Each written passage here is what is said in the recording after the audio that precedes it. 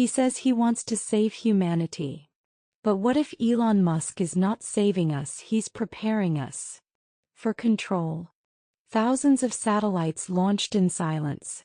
A sky full of invisible watchers.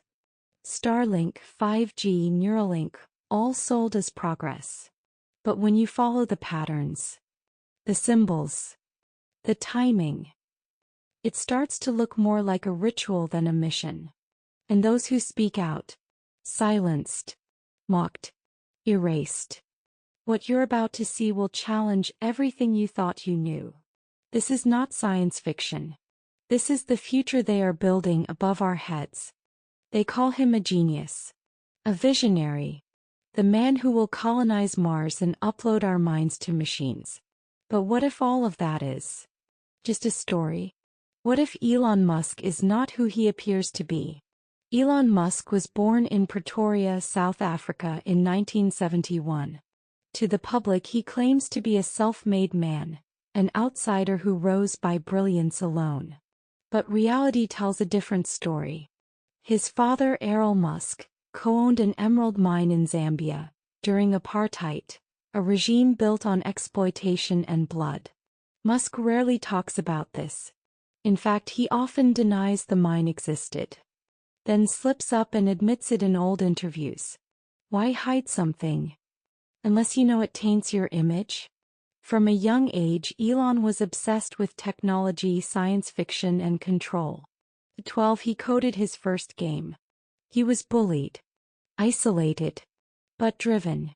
After moving to Canada and then the US, he enrolled in Stanford and dropped out after 2 days. From there, things escalated rapidly. He founded Zip2, sold it, created X.com, which became PayPal, sold that too. Suddenly, he's everywhere.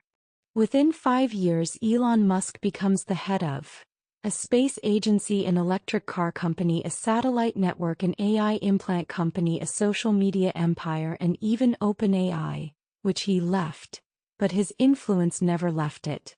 This isn't entrepreneurship. This is strategic consolidation of the 5 control systems of the future: mobility, communication, thought, energy, speech. Look deeper. His companies all share one thing: the letter X. In the occult world, X represents the unknown, crossing over, transformation, even destruction. It's the 24th letter of the alphabet, linked to secrecy and hidden meanings in ancient systems. Why did he name his child XE12? A joke? A public ritual? Why does the logo of SpaceX look eerily similar to esoteric sigils?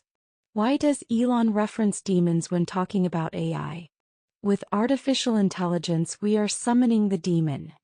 Elon Musk, 2014. That's not hyperbole. That's initiation language. Musk has been photographed with Ghislaine Maxwell, Jeffrey Epstein's partner. He was closely tied to Peter Thiel, a member of the Bilderberg Group. Tesla is heavily funded by BlackRock and Vanguard, the same firms that control most of the planet's assets. And his companies receive billions in government subsidies, despite the image of being independent. He's not an outsider. He's deep inside the machine. While warning the world about AI, he builds Neuralink, a brain chip implant. He says it will cure diseases. But what if it's not about healing? What if it's about access to thoughts, to memories, to emotions? Elon Musk laughs in interviews. He smokes joints. He trolls billionaires. He names rockets Big Fing Rocket. He feels like one of us. But that's the genius of the mask. When the trap looks like freedom, people walk into it willingly. And when the face of control is smiling, people obey. What if Elon Musk isn't the savior? What if he's the salesman, selling us the very tools that will eventually enslave us? This is not about paranoia. It's about patterns. It's about connections, symbols, motives. It's about asking the one question that unlocks all others. Who benefits from our belief in Elon Musk? SpaceX, the crown jewel of Elon Musk's empire. The company that made rockets cool again. The dream? Colonize Mars. Build a backup planet. Escape Earth. But what if the real mission is not to escape at all? Let's start with the obvious. SpaceX was built on government contracts. NASA, the Pentagon, DARPA. Billions in funding. Deep ties to military operations and classified tech. This is not just a tech company, it's a strategic asset in a much bigger game. And the launches? Sure, they look impressive. But if you look closely in several recorded missions, strange things happen. Unexplained orbs of light. Pulsing clouds. Objects shifting behind the smoke. Some claim these are not errors or anomalies, they're tests. Of non-public tech. Of something bigger than just rockets. Could it be that SpaceX is not trying to explore the stars, but to dominate what orbits above us? Now enter Starlink. Thousands of satellites placed in low Earth orbit. Publicly advertised as internet for remote regions. But think about it. Why do we need over 42,000 satellites to cover the globe? Some countries already have full coverage with just a few dozen. So why flood the sky? The theory is simple. A digital mesh is being built, a net around the planet. A net capable of transmitting not just data but frequencies. Frequencies that can influence mood, behavior, even biological function. Let's go deeper. Conspiracy researchers have long talked about Project Blue Beam, a supposed plan by governments to simulate a global alien event, using holographic technology and satellite networks. The purpose? To unite all nations under a single militarized, authoritarian world order, using fear and deception. Musk often jokes about aliens. But what if? It's not a joke? What if SpaceX and Starlink are components of this global theater? Let's not forget the narrative Musk sells most often. We must become a multiplanetary species. Sounds noble, inspiring, but deeply impractical. Mars has lethal radiation, no breathable atmosphere, no magnetic field, no food, no water, no infrastructure, and yet billions are poured into the idea. Could this fantasy be a distraction? While attention is turned to the stars, the true control grid is being constructed right here on Earth. SpaceX may not be about launching us into space. It may be about launching a new reality. One where Earth becomes a prison. A perfectly surveilled, perfectly managed prison. With no escape. They told us it was about internet. Starlink was introduced as a solution for the disconnected rural areas, remote villages, places where traditional fiber optics couldn't reach. A humanitarian project, they said. Global access. Equal opportunity. But when you look beyond the headlines, a darker vision comes into focus. As of now, there are over 6,000 active Starlink satellites orbiting Earth. And Musk plans to deploy over 42,000. That's not just a network. That's a digital sky grid. One of the largest satellite constellations ever imagined, and it's expanding fast. Why so many? If it were just for internet, a few hundred would do the job. The math doesn't add up. But when you view Starlink not as an internet provider, but as a surveillance and influence system, it all begins to make sense. These satellites move in coordinated paths. They cover the globe. They can beam signals, data, and frequencies to any location.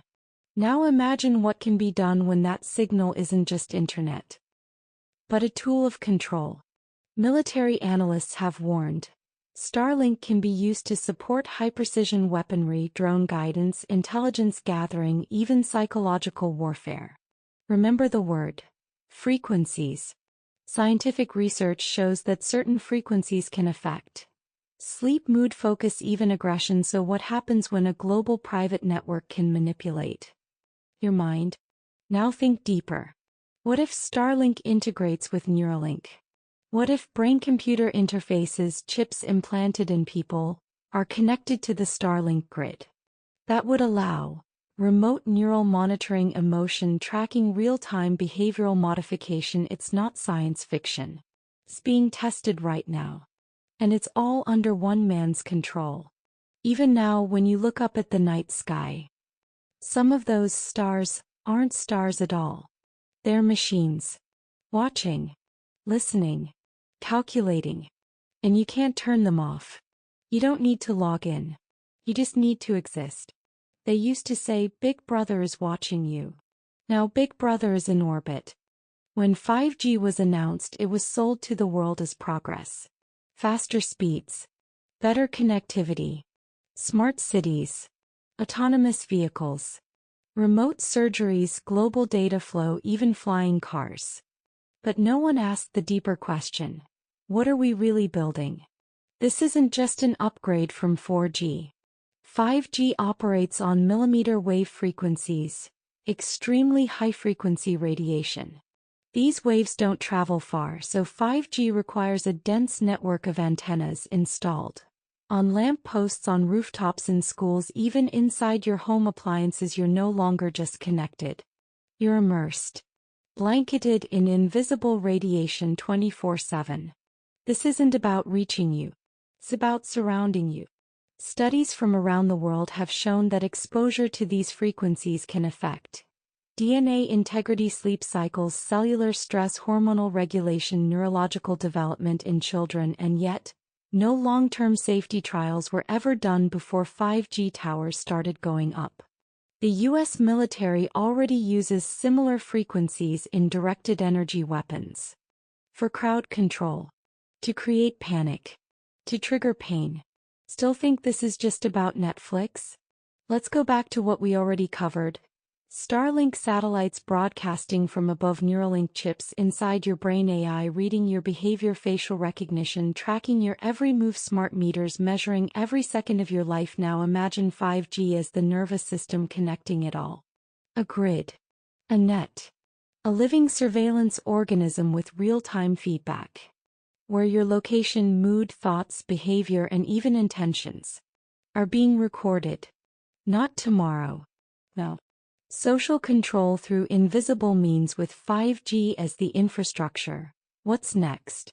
Social credit scores, like in China, programmable behavior via reward punishment systems, digital ID tracking linked to your biology. Soon, resistance won't be outlawed, it will be impossible. The system will know when you're angry. It will predict rebellion. And it will act before you do. This isn't sci-fi. It's happening. Quietly. Globally. Relentlessly. Freedom won't be taken. It will be replaced. 5G brings comfort, speed, ease. And with it comes the cost. Not your money, but your mind. Not your data, but your decisions. Not your rights, but your reality. Some say it's all just coincidence, a symbol here, a gesture there, a logo that looks strange. But if you pay attention long enough, you begin to see a pattern. And that pattern tells a story. The obsession with the X, Elon Musk's world, is filled with symbols, both subtle and overt. Let's start with the letter X. SpaceX, X.com, Twitter, renamed simply X, Neuralink model prototypes. Why this obsession? In the occult, X represents the unknown transformation, a crossing between worlds, death and rebirth in Freemasonry and esoteric teachings. It also symbolizes initiation, the veil between the material and the spiritual. Now consider the name of his child, XA12. People laughed. Memes were made. But when decoded, it reads more like a sigil or a ritual code than a baby name. X equals the unknown, A equals artificial intelligence plus transhumanism, A12 equals a precursor to a spy plane. Surveillance, secrecy, government, black ops put together. It sounds like unknown AI surveillance. Is that just eccentricity? Or is it something deeper? Now take a closer look at SpaceX launches. Fire. Smoke. A countdown. A roaring explosion into the heavens. People watching in awe, eyes to the sky. This is not just science. It's modern ritual. The rocket becomes a symbolic offering. the launch pad a digital obelisk, the sequence a choreographed sacrifice of fire and metal. In ancient times, priests made offerings to the sky gods. Now, billionaires offer rockets, wrapped in corporate logos and broadcast to the world. Musk's language is ritualistic. Elon doesn't just build machines. He speaks like a prophet of a new order. We are summoning the demon. With AI, we are tampering with forces we don't understand. Humans must merge with machines to survive. These are not scientific statements. They are initiatory declarations, warnings, or perhaps confessions. In the ancient world, the high priest controlled the sacred knowledge. Today he controls the servers. Many believe that tech elites are not just inventors, but high priests of a new digital religion. The gods are AI, the temples are server farms, the offerings are your data, the rituals are your behavior. We think we're using technology. But maybe it's using us. You see a launch. They see a ritual. You see a logo. They see a symbol. You see a company. They see a kingdom. So next time you see a name like X, or hear him speak about AI, ask yourself, is it designed to sell a product? Or to summon something else? We've seen the signs. The rockets. The satellites. The rituals. The symbols. But what is it all building toward? Every system Elon Musk is connected to: space travel, satellites, brain-computer interfaces, AI communications, points to one final destination. A total reset. Not just of technology. Not just of government. But of humanity itself. Neuralink implants the brain, Starlink surrounds the planet, 5G pulses through cities, AI tracks behavior, speech, emotion, and Elon Musk? He sits at the center of it all. Musk says we must merge with AI or become obsolete. The World Economic Forum says we must rebuild society. Others speak of upgrading humans, of engineering evolution. But this isn't evolution. It's redesign. It's reprogramming. They no longer want to control the world. They want to recode it. Including your body, your identity, your biology, your mind, when your thoughts are processed through a network. When your emotions are scanned by satellites. When your behavior is shaped by algorithms. You are no longer a human being. You are a node. The death of the natural world with eyes in the sky, chips in the brain, frequencies in the air, algorithms in control. What's left? Nature becomes obsolete. Spirituality becomes synthetic. Freedom becomes programmable. Reality becomes optional. And in the middle of it all, a simulation curated and controlled by a small group of men who see themselves as gods. The reset isn't coming, it's here every time you accept the terms, log in, feed the algorithms, scan your face, click yes to convenience. You are complying. Voluntarily entering a new digital cage, smiling. Because it looks like progress. Because it feels like safety. Because it's faster, easier, better. But the truth? Freedom isn't being taken away. It's being replaced. And compliance. And now ask yourself one final question. Was this future created for your freedom? Or your obedience?